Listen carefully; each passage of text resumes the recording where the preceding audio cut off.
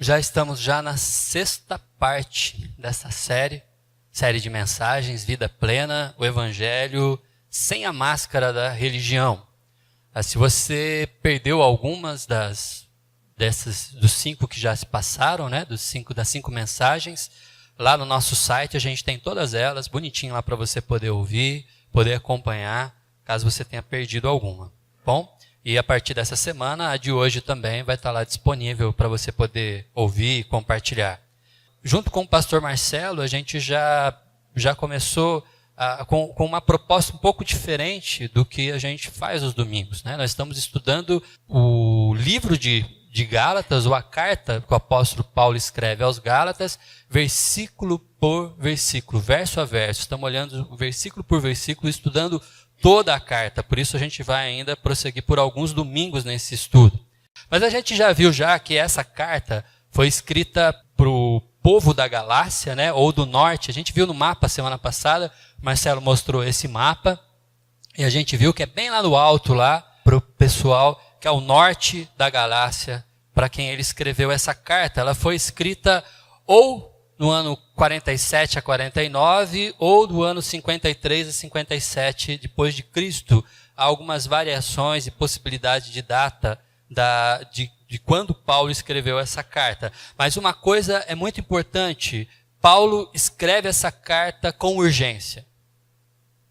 Quando ele tem noção da situação do que está acontecendo nas igrejas que ele mesmo plantou quando ele esteve em suas primeiras viagens, ele percebe uma situação acontecendo naquela região e ele é urgente em escrever para que essas informações cheguem até eles. Ele escreve numa linguagem muito pessoal e muito prática também, dando exemplos, fazendo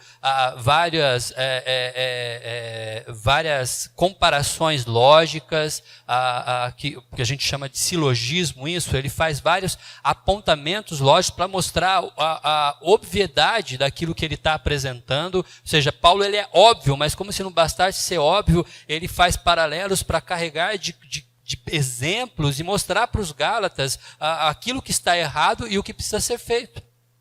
E agora nós estamos estudando. E já acabamos os 2 primeiros capítulos e começando hoje no capítulo 3, de 1 a 14. Acompanhe a leitura. Vamos primeiro fazer uma leitura de todo o texto, dos 14 versículos, e depois eu quero vir apontando nesses 14 versículos algumas impressões importantes daquilo que Paulo fala aos Gálatas e o significado disso para as nossas vidas. Ó Gálatas, insensatos, quem os enfeitiçou? Jesus Cristo não lhes foi explicado tão claramente como se tivessem visto com os próprios olhos a morte dele na cruz? Deixe-me perguntar apenas uma coisa. Vocês receberam o Espírito porque obedeceram à lei ou porque creram na mensagem que ouviram? Essa mensagem é a mensagem do Evangelho. Será que perderam o juízo? Tendo começado no Espírito, por que agora procuram tornar-se perfeitos por seus próprios esforços? Será que foi à toa que passaram por tantos sofrimentos? É claro que não foi à toa. Volto a perguntar, acaso aquele que lhes deu o Espírito e realizou milagres entre vocês, agiu assim porque vocês obedeceram à lei ou porque creram na mensagem que ouviram? Da mesma forma, Abraão creu em Deus e assim foi considerado justo. Logo, os verdadeiros filhos de Abraão são aqueles que creem. As Escrituras previam esse tempo em que Deus declararia os gentios justos por meio da fé. E ele anunciou essas boas novas a Abraão há muito tempo, quando disse: todas as nações da terra serão abençoadas por seu intermédio. Portanto, todos os que creem participam da mesma bênção que Abraão recebeu por crer. Contudo, os que confiam na lei para serem declarados justos estão sob maldição, pois as Escrituras dizem: maldito quem não se mantiver obediente a tudo que está escrito no livro da lei. É evidente, portanto, que ninguém pode ser declarado justo diante de Deus pela lei, pois as Escrituras dizem: o justo viverá pela fé. A lei, porém, não é baseada na fé, pois diz, quem obedece à lei viverá por ela. Mas Cristo nos resgatou da maldição pronunciada pela lei, tomando sobre si a maldição por nossas ofensas. Pois as Escrituras dizem, maldito todo aquele que é pendurado no madeiro. Por meio de Cristo Jesus, os gentios foram abençoados com a mesma bênção de Abraão, para que recebêssemos pela fé o Espírito prometido. Esse texto, ele se divide primeiro, quando a gente faz essa leitura, como nós fizemos agora, a gente pode observar que ele se divide em duas partes. Na primeira parte, do versículo 1 ao versículo 5, o apóstolo Paulo, ele está falando com os Gálatas sobre as experiências que eles tiveram. Então, né, é uma experiência pessoal aqui. Aqui Paulo está falando de algo pessoal, algo que os Gálatas viveram. E ele fala isso com os Gálatas, fazendo eles olharem para a sua própria história. Será que tudo isso que vocês sofreram foi em vão? Foi por causa da lei que vocês receberam o Espírito ou por causa da mensagem que vocês creram? Paulo vai falando com os Gálatas, fazendo eles carregar na memória aquilo que eles viveram, os seus próprios testemunhos, a sua própria história. Do versículo 6 a um versículo chave em que Paulo faz uma ponte com aquilo que ele falou do 1 ao 5, ou como ele termina o 5 com a sequência. E agora ele fala sobre Abraão.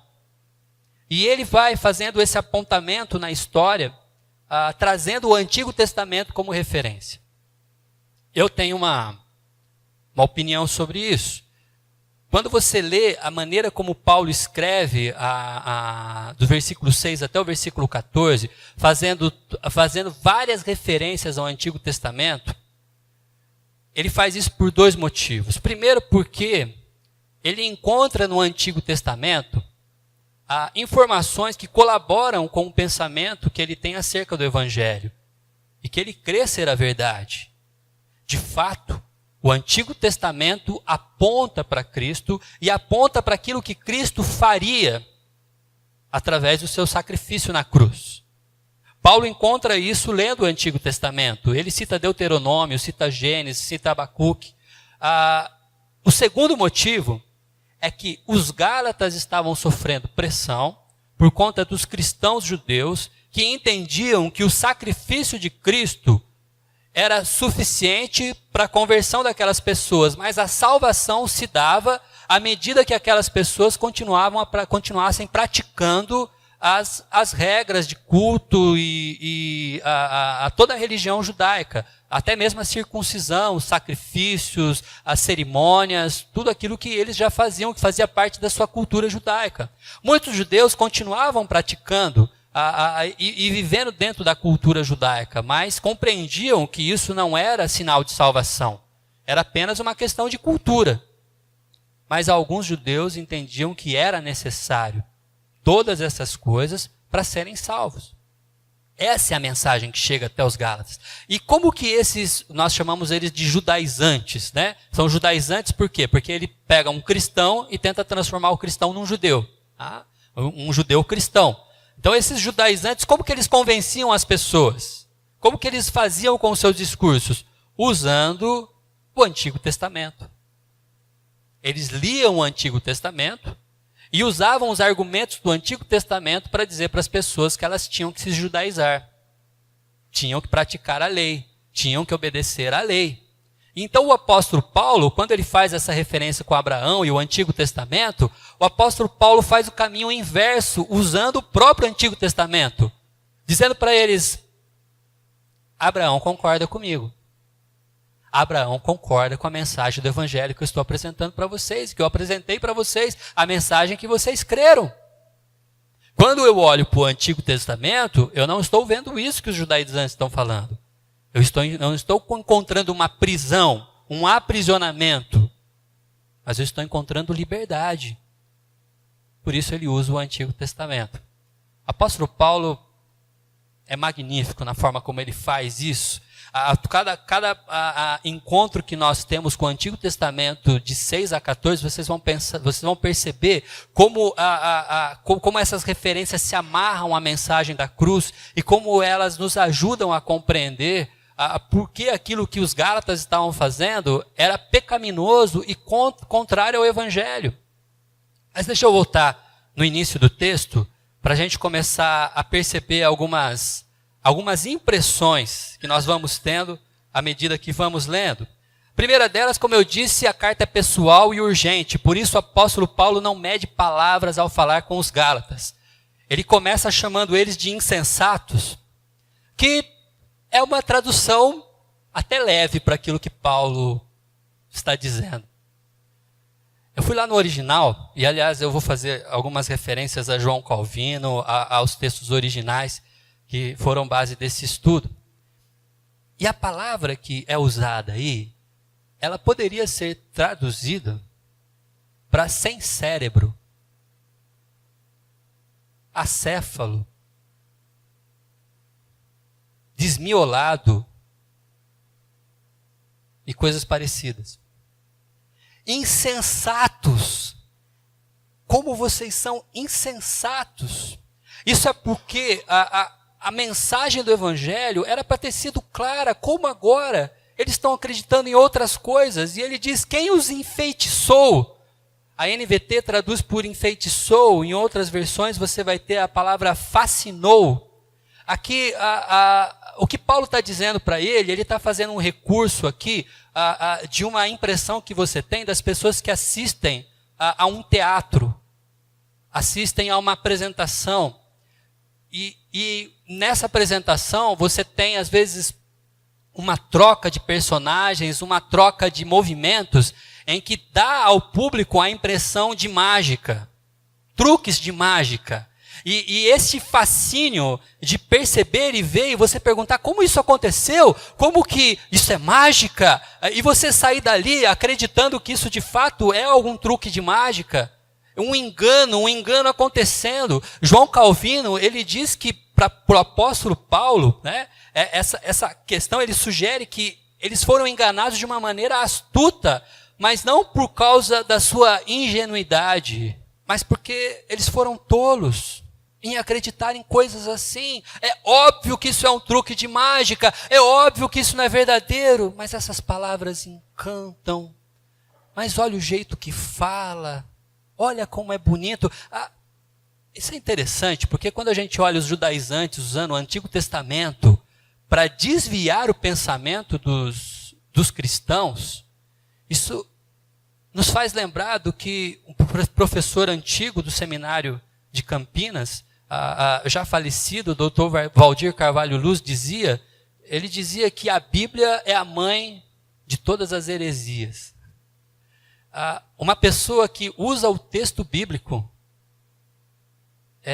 pode usá-lo de forma errada. E muitas pessoas pegam a Bíblia, leem o texto bíblico e conseguem, com a sua forma fascinante de falar, convencer pessoas a agirem contrário à própria Escritura, a se tornarem hereges. Por isso, é importante o seu tempo de reflexão diária. Um dos nossos pilares, leia a Bíblia em casa. Não se alimente apenas daquilo que dão para você.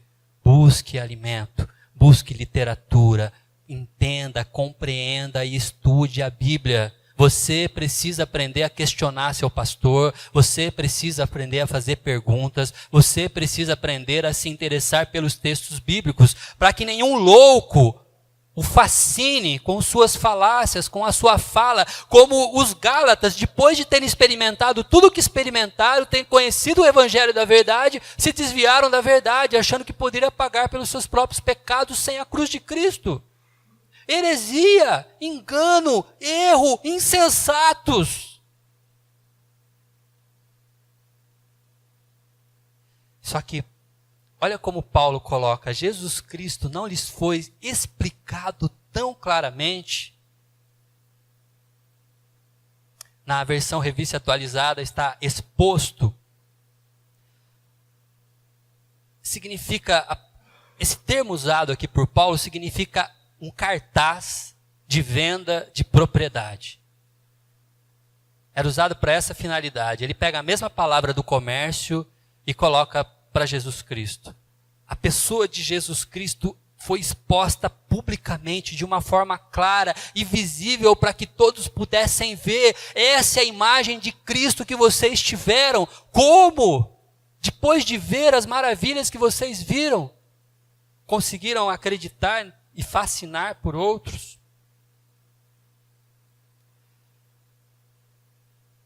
Ainda, no versículo 2 agora, ele fala: deixe-me perguntar apenas uma coisa a vocês. Uma coisa. Olha como ele é pessoal mesmo. Pessoal, deixa eu fazer essa pergunta para vocês. Reflita comigo. Paulo está fazendo isso. Vocês receberam o Espírito porque obedeceram à lei ou porque creram na mensagem que ouviram?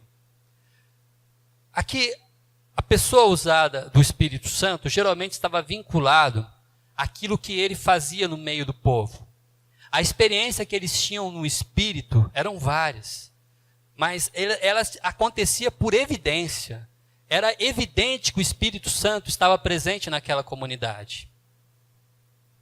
É isso que Paulo está tentando fazer eles perceberem. É evidente que vocês foram transformados pelo Espírito. Geralmente essa evidência vinha por uma transformação moral.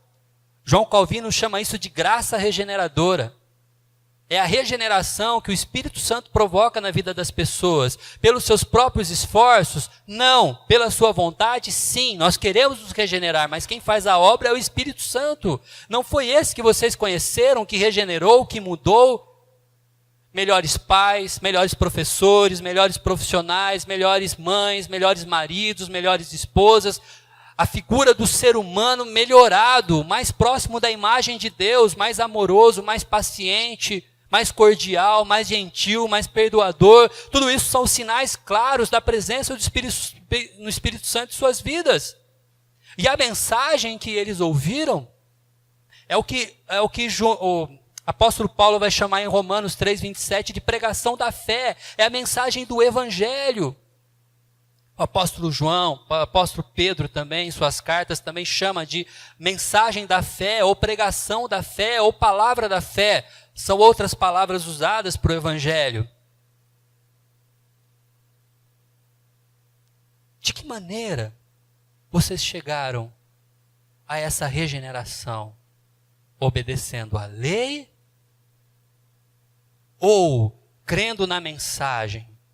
E olha o jogo de palavras que o apóstolo Paulo faz, porque se foi pela lei, então então não foi graça regeneradora. Vocês começaram a mudar o seu comportamento por causa da lei. Então aonde está a ação do Espírito? Mas eles reconheciam a ação do Espírito porque eles nem mesmo conheciam a lei quando começaram a ser transformados pelo Espírito. Por isso a resposta é óbvia, foi por causa da mensagem que ouviram. Será então que perderam o juízo? É a mesma palavra que ele usa para insensatos. A tradução só mudou aqui. Em algumas Bíblias está a repetição exata. Vocês perderam o juízo? Estão loucos? Pararam de raciocinar? Tendo começado no Espírito, por que agora procuram tornar-se perfeitos por seus próprios esforços? Ou esforços da carne, né? Perfeitos por seus próprios esforços. Em algumas versões, por causa daquilo, aperfeiçoados na carne. Na carne porque, não só por causa da própria circuncisão que acontecia no corpo mesmo, era uma mutilação da própria carne, mas também por causa daquilo que a pessoa pode fazer, aquilo que ela mesma promove, aquilo que ela mesma faz, aquilo que ela mesma pode produzir nas cerimônias, nos sacrifícios, no comportamento, tudo aquilo que ela pode fazer. Será que foi à toa que passaram por tantos sofrimentos? É claro que não foi à toa. Eu volto então a perguntar, acaso aquele que lhes deu ou concede o Espírito e realizou milagres entre vocês, agiu assim porque vocês obedeceram à lei ou porque creram na mensagem que ouviram? Que quando ele fala concede o Espírito ou deu o Espírito, a nova versão transformadora que a gente está usando, ela traduziu isso no tempo passado. Se você pegar a NVI ou pegar a revista atualizada, você vai perceber que está no tempo presente. concede o Espírito. Tá? Também a palavra seguinte também, que realizou milagres, também que realiza milagres. Né? Eu chequei as versões originais e está tempo presente mesmo. Mas tudo bem, não prejudica a nossa interpretação do texto, mas prejudica talvez a força daquilo que o apóstolo Paulo está querendo imprimir com aquilo que ele diz. Porque aquele que dá o Espírito e realiza milagres, significa que essa ação divina sobre eles não parou. Ou seja, quando eles entraram em pecado, Deus não os abandonou. Significa que Deus não para de operar a sua graça, a graça regeneradora, a graça salvadora, sobre nós, sobre mim e você, até mesmo quando estamos em pecado, e até mesmo quando o pecado que temos é o pecado de achar que podemos pagar pelo nosso próprio pecado. Quando eles são religiosos, quando eles abandonam a fé e quando eles voltam ou começam com novas práticas, Deus não os abandona. E o apóstolo Paulo tem isso como clareza, tanto que ele usa o tempo presente, aquele que dá o Espírito, aquele que realiza milagre entre vocês. Deus continua operando na vida dos Gálatas. Eles não foram abandonados por Deus por causa disso. Ninguém é abandonado por Deus. O seu pecado, por maior que ele seja, jamais vai apagar aquilo que Cristo fez por você na cruz.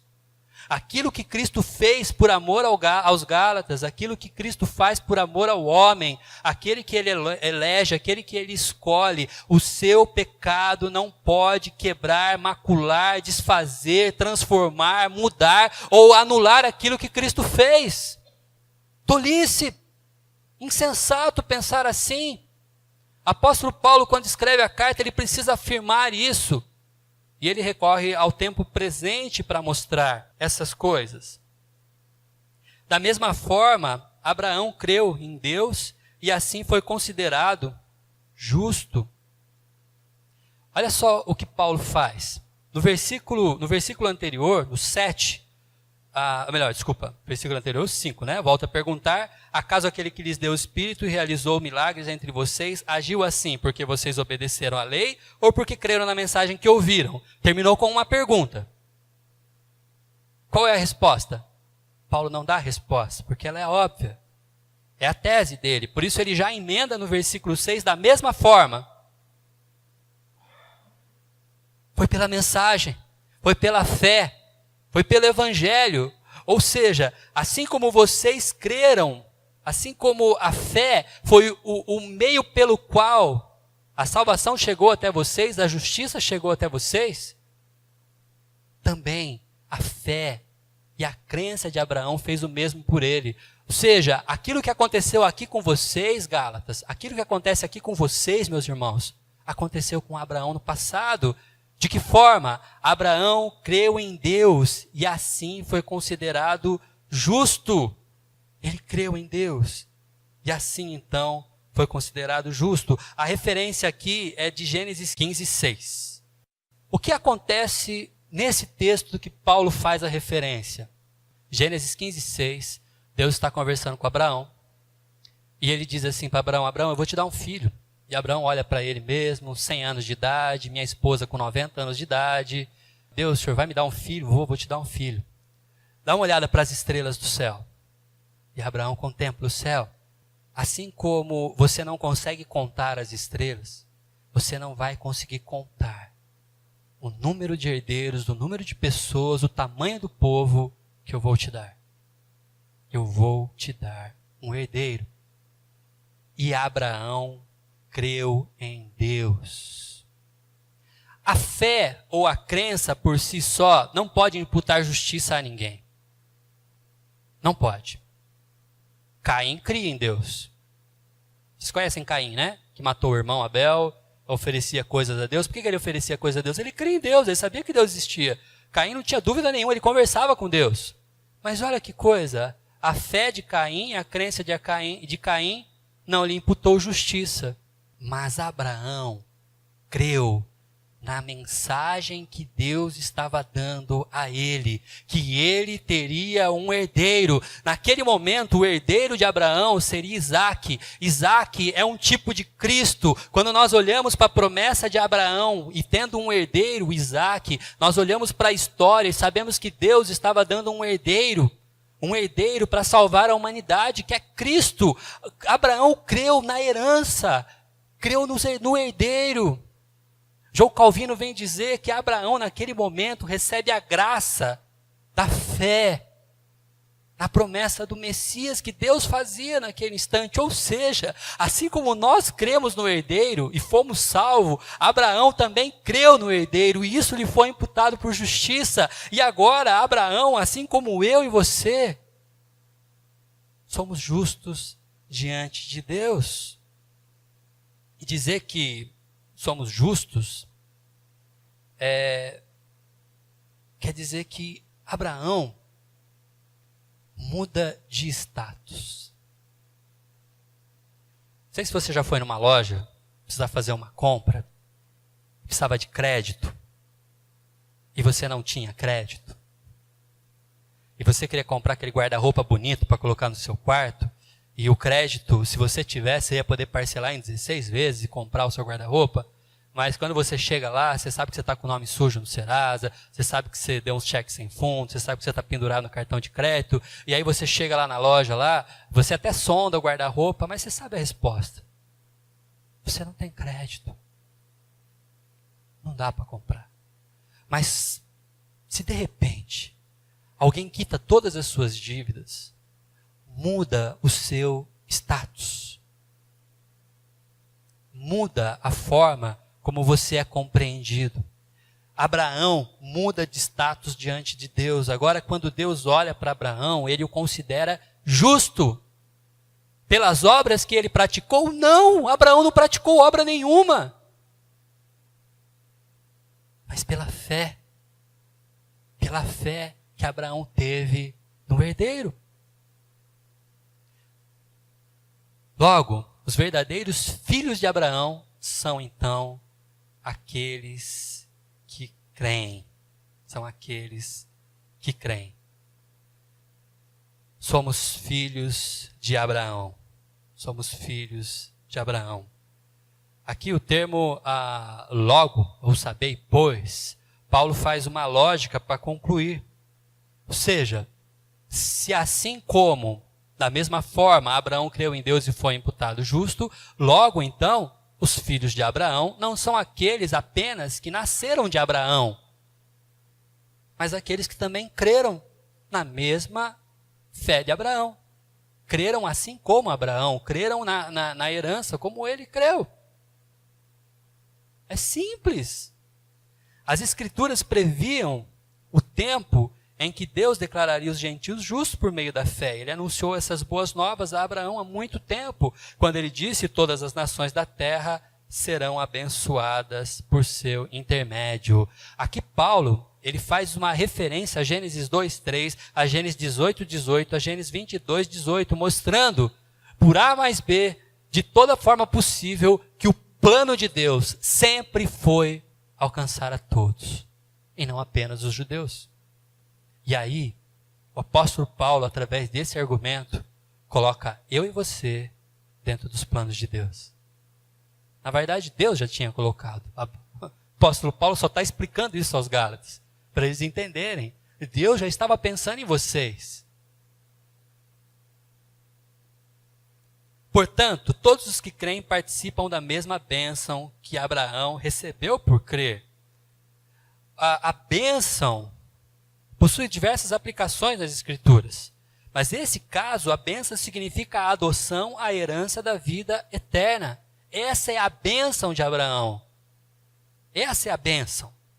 Contudo, os que confiam na lei para sempre declarados justos estão sob maldição, pois as Escrituras dizem: maldito quem não estiver manter obediente a tudo o que está escrito no livro da lei.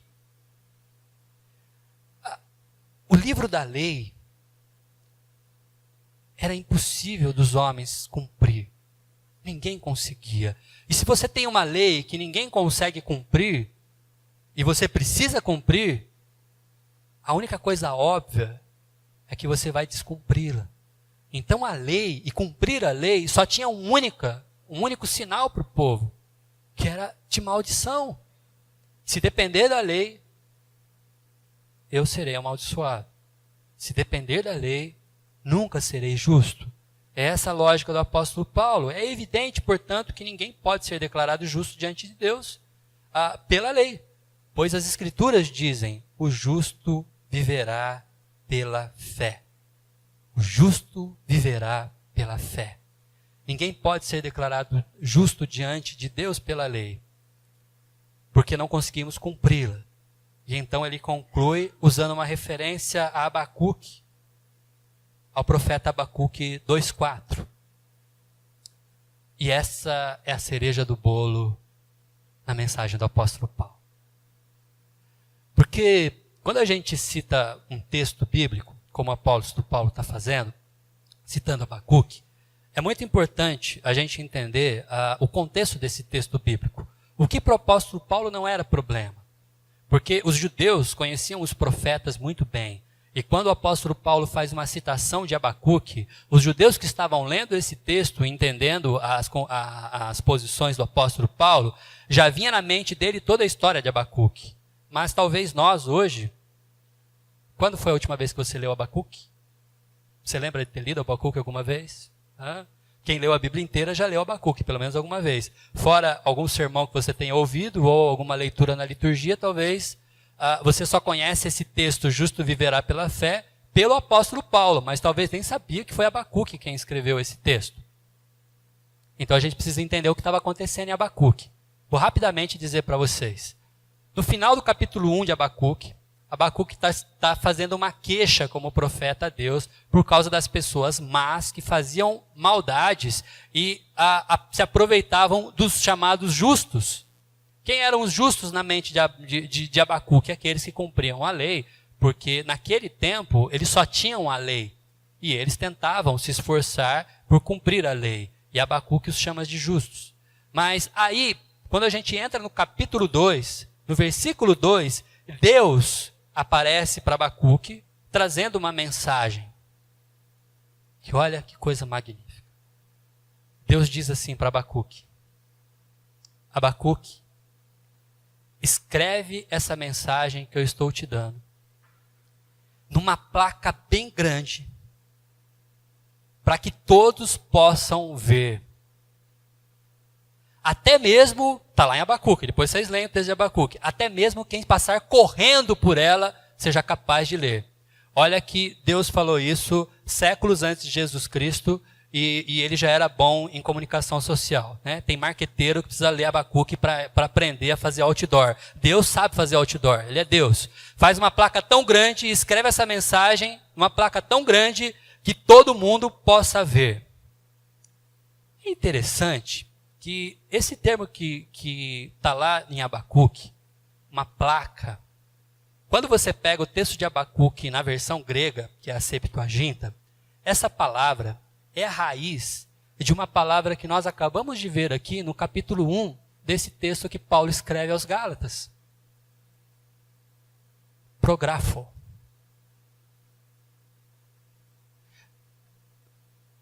Paulo, quando lê Abacuque, ele entende que a mensagem que Deus está dizendo a Abacuque, coloque numa placa muito visível e muito grande para que todos possam ver, é o anúncio daquela placa gigante que Deus colocou no mundo quando crucificou Jesus Cristo entre dois ladrões. Essa é a maior imagem que existe em todo o planeta. Cristo crucificado. E aí Deus continua dizendo a Abacuque que esta mensagem não vai tardar.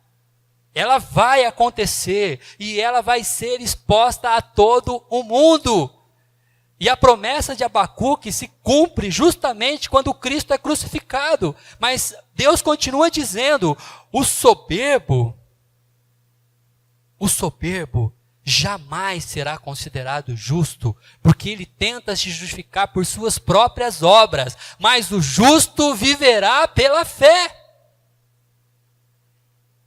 apóstolo Paulo faz uma ponte maravilhosa quando ele traz o texto de Abacuque e ele diz tudo o que ele precisa dizer para esse povo dos Gálatas, mas ele diz isso para nós. Eis o soberbo, sua alma não é reta nele. Ele não consegue. Soberbos são as pessoas que acham que pode pagar pelos seus pecados. Soberbos são as pessoas que acham que pela sua postura moral, pela sua postura ética, por aquilo que ele faz de bom, por aquilo que ele faz de melhor, por aquilo que ele diz, por aquilo que ele mostra para os outros, isso tem salvado sua vida, isso tem o justificado. Soberbo, louco, insensato. Não é possível. O justo viverá apenas pela fé.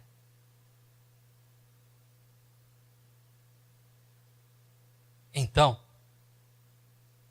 a lei, ela não é baseada na fé. Pois ela diz, quem obedece à lei, viverá pela lei. A lei não se baseia na fé, porque não é preciso ter fé para cumprir a lei. Qualquer pessoa pode cumprir a lei, sem jamais ter crido em Deus. Qualquer judeu, mesmo do tempo do Paulo, poderia cumprir todas as cerimônias, os sacrifícios, ser circuncidado e fazer tudo que todo mundo faz. Mas era um espião no meio do povo, porque nunca creu. Qualquer pessoa pode entrar numa igreja, sentar nesses bancos, cantar os hinos, conhecer as músicas, conhecer a liturgia, conhecer o texto bíblico, conhecer a nossa mensagem, mas continuar sem crer.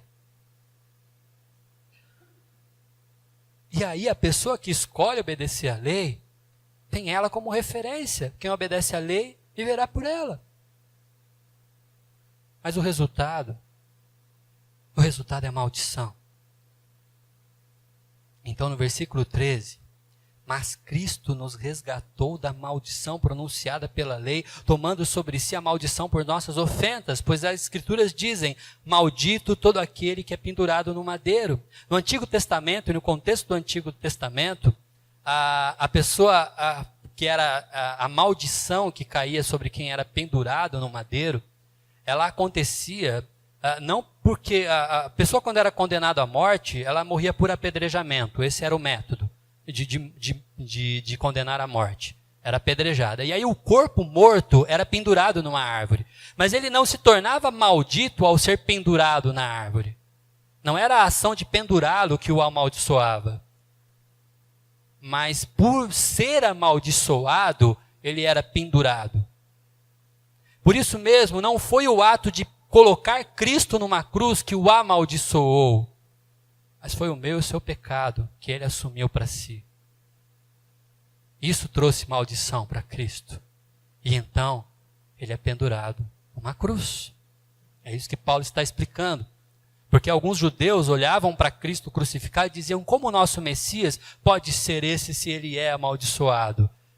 Quando ele entende que a maldição de Cristo é a minha maldição, isso faz sentido, porque Cristo é o Cordeiro puro e perfeito de Deus. Ele não é maldito, ele é bendito, mas ele se torna pecado por minha e por sua causa. Por causa dos Gálatas, por causa dos judeus, por causa de todos nós. E ele faz isso em nosso lugar, fazendo-se maldição em nosso lugar. Ele faz uma troca. A bênção que era dele, ele dá para mim. A maldição que era minha, ele toma para ele.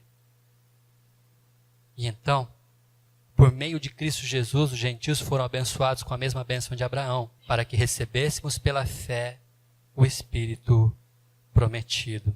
Pela fé, o Espírito da promessa, aquilo que nós teríamos. Quero que você guarde, disso tudo isso que a gente leu, somente Cristo salva.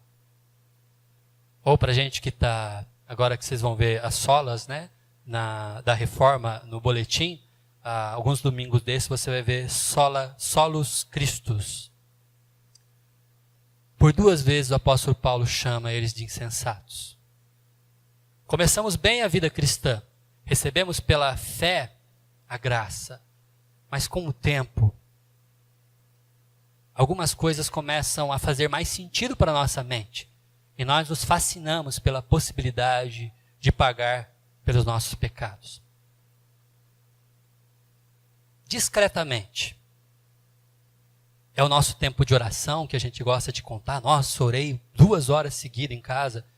É ótimo orar, mas quando isso faz da gente mais cristão e mais protestante do que alguém que só ora 15 minutos, começa a ter problema. São as nossas posturas, é quando a gente começa a comparar a vida uns dos outros, é esse momento que a gente começa a ser insensatos, insanos. Mas eu entendo os Gálatas. Faz mais sentido. Nós crescemos assim, não é? A gente estuda bastante, tira nota boa, a gente trabalha bem, ganha uma promoção, aumento do patrão. Se a gente faz direito, a gente acaba sendo abençoado de alguma forma. E a gente começa a trazer isso para a nossa salvação, criando um salvador paliativo. Tem uma série na televisão, na Netflix, na verdade, que chama The Good Place. Olha como isso parece lógico. Oi, Helena. Como é que você está? Uma pergunta. Onde é que eu tô? Quem é você e o que tá acontecendo? Certo. Você, Eleanor Shellstrop, está morta. Surpresa! Depois da morte tem um lugar bom e tem um lugar ruim. Você está no lugar bom. Cada uma das coisas que você fez, por fim, criou um total de coisas boas ou ruins. Só as pessoas com as maiores pontuações vêm pra cá. Eu sou Tiri Anagonia. E você é minha alma gêmea. Eu juro que eu nunca vou dizer ou fazer nada que possa prejudicar você. Ótimo. Eu não devia estar nesse lugar. Espera o quê? Essas pessoas podem ser boas, mas são mesmo tão melhores do que eu. Eu só tenho que ir lá em cima rapidinho e roubar um monte de coisas de ouro. Não faça isso. Não, Eleanor. Tudo isso tá acontecendo por sua culpa. Você arrasou o mundo. E não é um elogio. Me deixa conquistar o meu lugar aqui. Tá tentando aprender a ser uma boa pessoa. Nós teremos provas e trabalhos e vai ser muito divertido. Me lembra por que eu tô fazendo isso? Para evitar a condenação eterna. Ah, tá. A Eleanor acha que agora no céu, sendo boa, ela vai merecer continuar no céu. O interessante dessa série é que eu já estou na 2ª temporada e ainda não vi a pessoa de Deus e nem Jesus Cristo aparecer na história. Mas é lógico. Parece tão fácil assim. É fácil das pessoas compreenderem. Mas é um engano.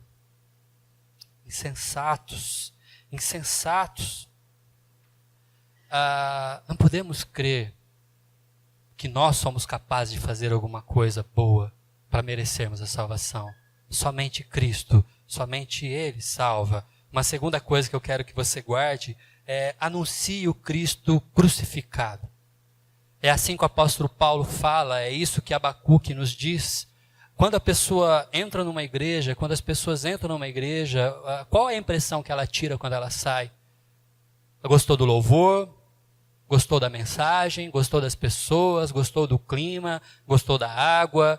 Gostou de tudo que ela viu? Mas se a mensagem que ela leva para casa não é Cristo crucificado, talvez ela nem tenha entrado numa igreja de fato. O que é que as pessoas aprendem quando conhecem a sua vida e a sua história? Eu não estou dizendo aqui para você só porque você é uma pessoa boa, porque você faz boas coisas, mas qual é a mensagem que está presente na sua vida? Quando nós entendemos e sabemos o quanto somos maus e o quanto Deus nos amou e o quanto foi necessário, a nossa resposta de gratidão, de humildade, com base nessa gratidão, apresenta Cristo crucificado. Aí quando alguma pessoa vem te elogiando porque você é maravilhoso como pai, você dá glória a Deus por isso. E você diz, olha, não é por minha causa, não é pelo meu esforço. É por causa do que Cristo fez pela minha vida. Ah, mas o que Cristo fez na sua vida? Ele morreu no meu lugar. Apresente o Cristo crucificado. Uma terceira lição que a gente tira desse texto: viva a mesma graça que você recebeu. Viva a mesma graça que você recebeu. Assim como Deus foi gracioso quando você conheceu o Evangelho, pense como você pode ser gracioso com outras pessoas. Seja gracioso com aqueles que são religiosos. Alguns religiosos acham que estão fazendo o melhor que podem.